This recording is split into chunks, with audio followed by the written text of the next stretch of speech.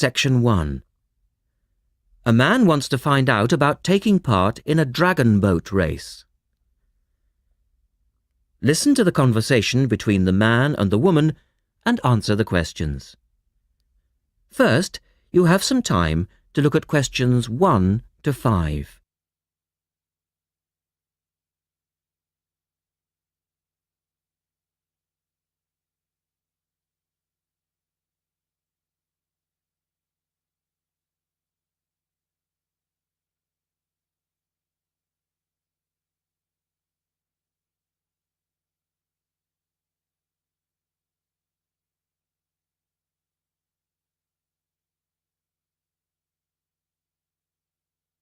You will see that there is an example which has been done for you.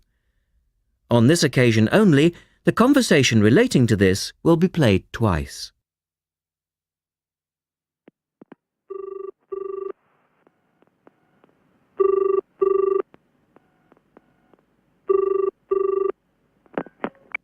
Scope Charity Office. How can I help you? Oh, hello. I'm ringing about the dragon boat race that you're asking people to take part in. Oh, yes. We still need a few more teams. Are you interested in joining the race? The man asks for information about the dragon boat race, so the answer is dragon boat race. Now we shall begin. You should answer the questions as you listen, because you will not hear the recording a second time. Listen carefully and answer questions 1 to 5.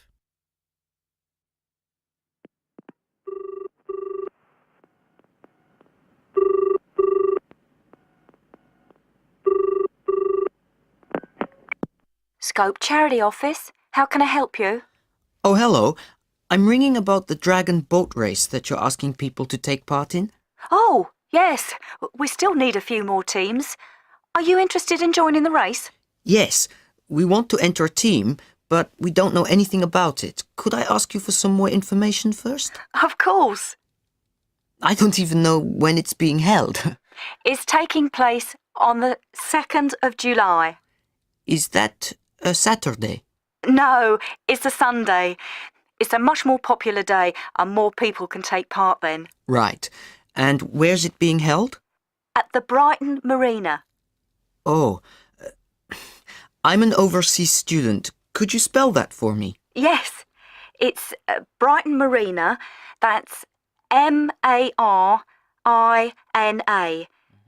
Do you know where it is? I'm not sure. It's a couple of miles past the Palace Pier. Oh, yes, I know it. You take a right turning off the coast road, or you can cycle along the seafront. That's good. What time does the race start? Well, the first heats begin at 10 a.m, but you need to register half an hour before that, at 9:30, and we really recommend that you aim to be there by 9. It's a good idea to arrange a meeting place for your team. Right. And the race is to help raise money for charity? It is. We're asking every team member to try and raise £35 by getting friends and or relatives to sponsor them. Every crew member will receive a free tournament T-shirt if your team manages to raise £1,000 or more. Oh, that's quite good. Also, we're holding a raffle. Every crew member who takes part in the race this season will be entered into a free prize draw. Oh, what's the prize? It's pretty good. It's a holiday in Hong Kong. Sounds great. The man asks for more information. Look at questions 6 to 10.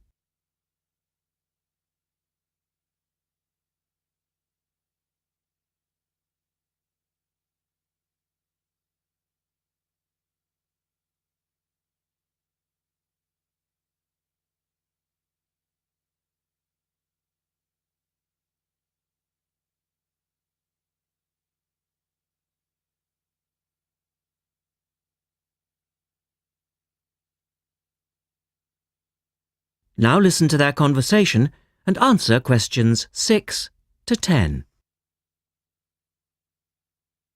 Is there anything else you need to know? Could you just tell me a little bit more about the teams. Well, you need to have a crew of 20 people for your dragon boat, and you then need to agree on who's going to be the team captain. That will probably be you. Fine. I've got a group of 20 people who are interested. Do all the team members have to be a certain age? Well, there's no age limit as such, but if you have a team member who's under 18, then they have to get their parents' permission to take part. Yes, that makes sense. It isn't dangerous, but we do have boats that turn over in the water, and for that reason we need to insist that everyone wears a life jacket as well. And you can hire life jackets from us when your team arrives. What do you advise people to wear? Well, most people wear a t-shirt, shorts and trainers. I certainly wouldn't recommend that you wear jeans or boots. In fact, it's a very good idea to bring some spare clothes. Okay. It can get quite cold and wet if the weather's bad, and there's quite a bit of hanging around, especially if you qualify for the semi-finals or the final. I see what you mean. Have you got a name for your team? Oh, not yet, no. Well, you need to decide on one and then put it on the entrance form, which I'll send you. Oh, okay. So, if you'd like to give me your address, I'll be happy to send details first class. That is the end of section 1. You now have half a minute to check your answers.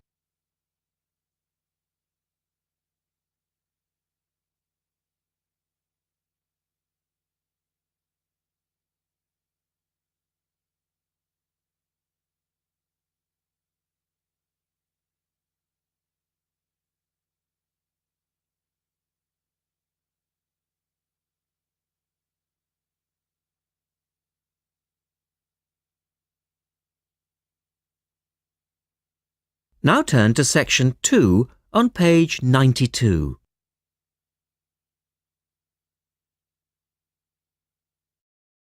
Or section 2. You will hear a talk by a wildlife specialist on a type of bird called a kiwi. First, look at questions 11 to 15.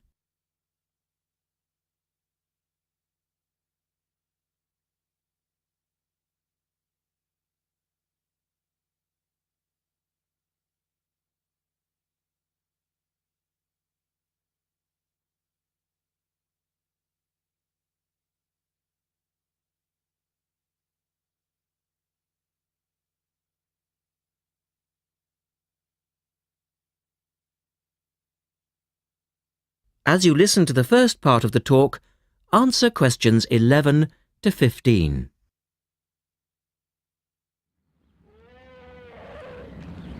Ladies and gentlemen, welcome to Auckland Zoo on this sunny Sunday afternoon and to our special Kiwi fundraising event. My job is to tell you all about the amazing little Kiwi, and your job, hopefully, is to dig deep in your pockets. Now, for the benefit of our overseas visitors here today, I should explain first of all that the kiwi is the national bird of New Zealand, and sometimes New Zealanders themselves are known as kiwis. Now, while kiwis in the wild are a rare sight, the kiwi as a symbol is far more visible.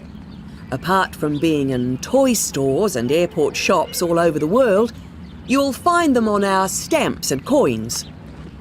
The kiwi is the smallest member of the genus Apteryx, which also includes ostriches and emu. It gets its name from its shrill call, which sounds very much like this. Kiwi! Kiwi! Kiwis live in forests or swamps and feed on insects, worms, snails and berries. It's a nocturnal bird with limited sight, and therefore it has to rely on its very keen sense of smell to find food and to sense danger. Its nostrils are actually right on the end of its long beak, which is 1/3 of the body length. Now, here's an interesting fact. Although kiwis have wings, they serve little purpose, because the kiwi is a flightless bird. Since white settlement of the islands, Kiwi numbers have dropped from 12 million to less than 70,000. And our national bird is rapidly becoming an endangered species. This is because they're being threatened by what we call introduced animals. Animals which were brought to New Zealand, such as cats and ferrets, which eat kiwi eggs and their chicks.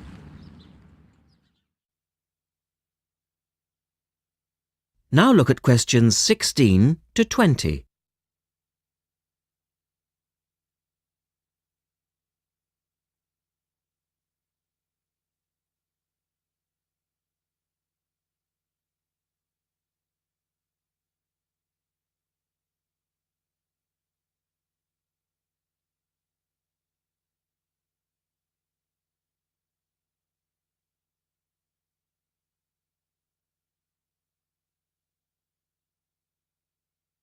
As the talk continues, answer questions 16 to 20. And so we have launched the Kiwi Recovery Programme in an all-out effort to save our national bird from extinction. There are 3 stages to this programme. Firstly, we have the scientific research stage. This involves research to find out more about what Kiwis need to survive in the wild. Then secondly, we have the action stage. This is where we go into the field and actually put our knowledge to work. We call this putting science into practice. And then we come to the 3rd stage, the global education stage. By working with schools and groups like yourself, as well as through our award-winning Kiwi website, we are hoping to educate people about the plight of the Kiwi. As part of the action stage, which I just mentioned, we've introduced Operation Nest Egg, and this is where your money will be going. It works like this. It's a 3-stage process. First of all, we go out to the Kiwi's natural habitat and we collect Kiwi eggs. This is the tricky part, because it can be very difficult to find the eggs. Then, in safe surroundings, away from predators, the chicks are reared. Now, this can be done on predator-free islands or in captivity. They're reared until they're about 9 months old, at which stage the chicks are returned to the wild. So far, it's proving successful. And since we started the programme, some 34 chicks have been successfully raised this year, and their chances of survival have increased from 5 to 85%. However, it's not time to celebrate Kiwi survival just yet. About 95% of Kiwi chicks still don't make it to 6 months of age without protection. Which is why Operation Nest Egg is so important. And we ask you to give generously today.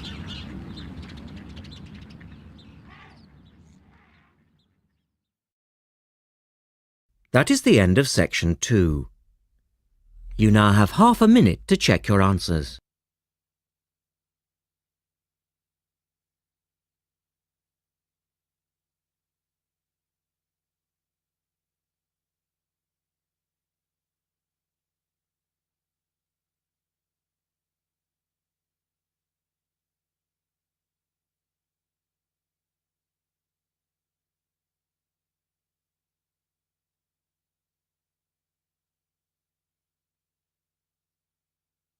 Now turn to section 3 on page 94.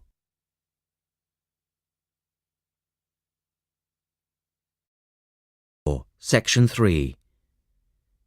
In this section, you will hear a discussion between 3 people in a university tutorial. In the first part of the discussion, they're talking about city traffic and the motor car. First, look at questions 21 to 24.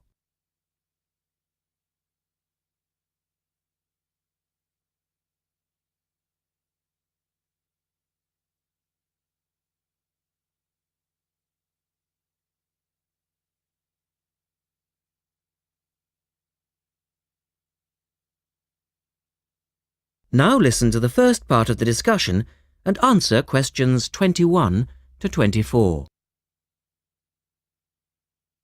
We're very pleased to welcome Professor Isaac Nebworth to our tutorial group today. And he's come to share one of his pet passions with us, city traffic and our Western dependence on the motor car. I believe questions are quite welcome throughout. Thank you. Well, I know you're all very familiar with the superhighway here in Melbourne. But do superhighways automatically lead to super wealth, as our politicians would have us believe? I think not. Can you give us an example of what you mean exactly? Sure. Well, by continuing to encourage this dependence on the motor car, we simply create more congestion and more urban sprawl. And you can see that here in Melbourne, right under your nose. Excuse me, I would just like to say that I feel the sprawl is part of the city. The freeways mean people can enjoy the benefits of living away from the centre on larger blocks with gardens, but still be able to drive back into the city centre for work or entertainment. Well, I'm not convinced that people want to do that. And is our money being well spent? It may be okay for you now, but come back to me in 5 years' time. Let's take City Link, for example, the new freeway here in Melbourne. Well, I use the freeway all the time. I think it's great. Ah, yes, but it cost $2 billion to build, and you could have gotten 10 times the value by putting the money into public transport. If you give the automobile road space, it will fill that space, and you'll soon find you'll be crawling along your City Link. But surely you cannot simply blame the car. Some of the blame must rest with governments and city planners. Well, there is an argument, surely, that building good roads is actually beneficial because most new cars these days are highly efficient. They use far less petrol than in the past, and emissions of dangerous gases are low. Old, congested roads, on the other hand, encourage traffic to move slowly, and it's the stationary cars that cause the pollution and smog, whereas good roads increase traffic speeds and thus the amount of time cars are actually on the roads. Well, this is the old argument put forward by the road lobby, but for me it's clear-cut. Roads equal cars, which equal smog. Public transport is the way to go. In the second part of the discussion, the professor talks about public transport in different cities. Look at questions 25 to 30 first.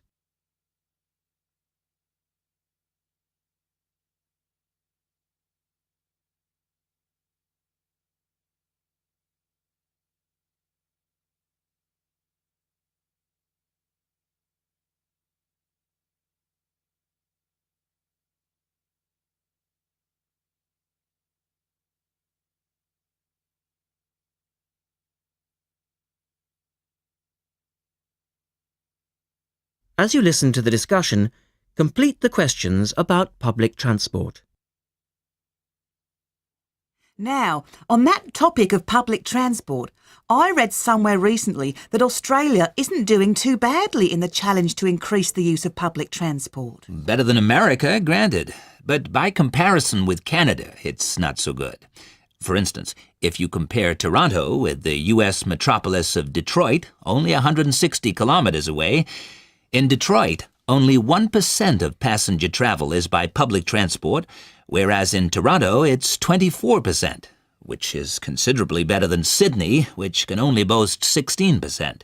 Well, I think it's encouraging that our least car-dependent city is actually our largest city. 16% of trips being taken on public transport in Sydney isn't too bad. But it's a long way behind Europe. Take both London and Paris, for instance, where 30% of all trips taken are on public transport. Well, they do both have an excellent underground system. And Frankfurt comes in higher still at 32%. I understand that they've been very successful in Copenhagen at ridding the city of the car. Can you tell us anything about that experiment? Yes, indeed. Copenhagen is a wonderful example of a city that has learned to live without the motor car. Back in the 1960s, they adopted a number of policies designed to draw people back into the city. For instance, they paid musicians and artists to perform in the streets. They also built cycle lanes, and now 30% of the inhabitants of Copenhagen use a bicycle to go to work. Sydney, by comparison, can only boast 1% of the population cycling to work. It could have something to do with all the hills? Then they banned cars from many parts of the city, and every year 3% of the city parking is removed. And by constantly reducing parking, they've created public spaces and clean air. Really? There are also freely available bicycles, which you can hire for practically nothing. And, of course, they have an excellent public transport system. Well, that's all very well for Copenhagen, but I'd just like to say that some cities are just too large for a decent public transport system to work well, particularly in areas with low population. Because if there aren't many people using the service, then they don't schedule enough buses or trains for that route. I accept that there's a vicious circle here, but people do need to support the system. And secondly, the whole process takes so long because usually you have to change. You know, from bus to train, that sort of thing. And that can be quite difficult. Ultimately, it's much easier to jump in your car. And often it turns out to be cheaper. Sure, but cheaper for whom? You or society? We have to work towards the ideal and not give in all the time because things are too difficult. Anyway, let's move on to some of the results of the survey, which I think you'll agree. That is the end of section 3. You now have half a minute to check your answers.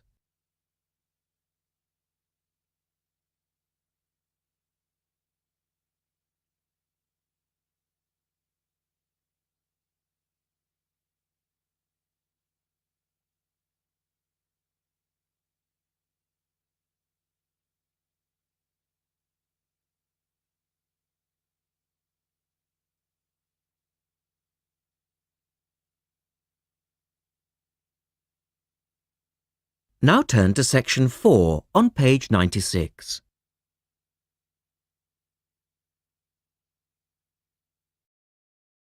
Section 4. You will hear a lecturer talking about food preservation. First, you have some time to look at questions 31 to 37.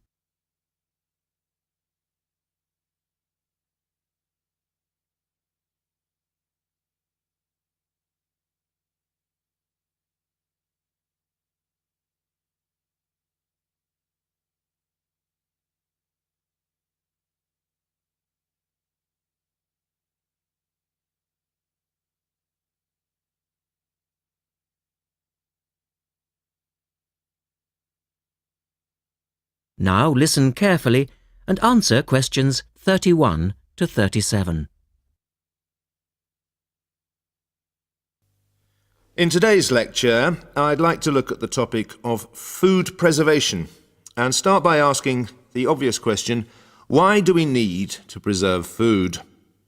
Well, apart from keeping it fresh for our daily needs, many foods, such as fruit and vegetables, are only available at certain times of the year, so if we want to be able to eat these foods all year round, we need to preserve them. We also need to preserve food for export overseas to make sure that it doesn't perish in transit. And lastly, we need to be able to preserve food for when there are food shortages. There are a number of methods of preserving food which involve both high and low temperatures, chemicals, irradiation, and drying. Let's have a look at these in turn.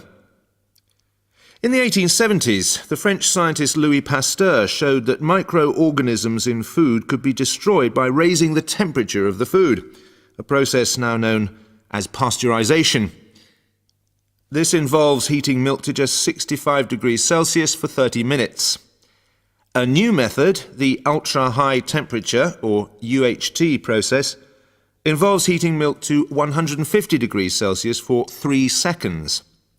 The advantage of treating milk in this way is that it lasts much longer, though I tend to feel, and I'm sure many of you would agree, that taste is somewhat sacrificed in the UHT process. Tin cans were first used in the early 1800s to store and preserve food. Just as they are now, the cans were tin-plated steel containers, and the process had the advantage of being cost-effective. Unfortunately, however, there were many early cases of food poisoning because the canning process was not fully understood at that stage. We now know the exact temperature and length of time each food needs for proper preservation, which has greatly reduced the risk of food poisoning. People living in cold climates often preserve food by burying it in the snow, and the Romans knew all about the advantages of packing food in ice. But for most people, this was not an option until the invention of the refrigerator in 1834. Today, however, refrigeration is the most important means of preserving food because the food stays fresh without needing to be treated. However, refrigeration requires an electricity supply, and unfortunately, if the power goes off, so does the food. A variety of chemicals can be added to food, and you'll find their names listed on the labels of cans and bottles. Salt is probably the oldest of all the chemical preservatives and was used by many ancient civilizations for many years.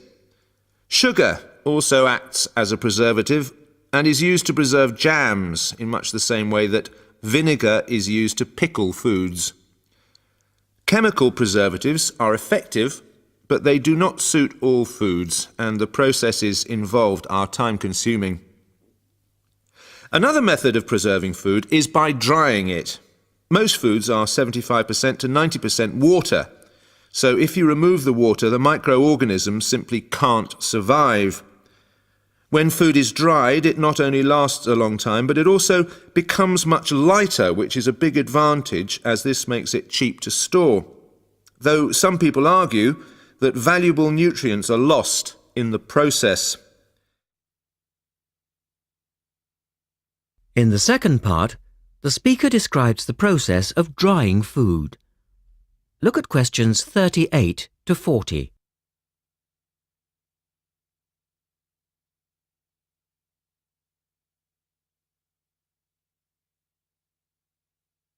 Now listen carefully and label the diagram. Early methods for drying food involved cutting it into strips and hanging it in the sun or over fires. But there are now a number of more modern methods which involve the use of recent technology. One of these is known as roller drying, and it's a highly effective way of making dried foods from liquids, such as soup. Have a look at this diagram to see how it works. Well, first of all, the hot soup is poured in at one end here. The liquid spreads to form a thin layer on a heated belt. The liquid dries as it moves along. By the time it reaches the end of the belt, all the water has evaporated, leaving only dry powder. A blade then scrapes the dried material off the roller and captures it in powder form. All you have to do is add boiling water, and you have your hot soup back again, ready to drink. Another method is called freeze drying, and for those of you who still remain... That is the end of section 4. You now have half a minute to check your answers.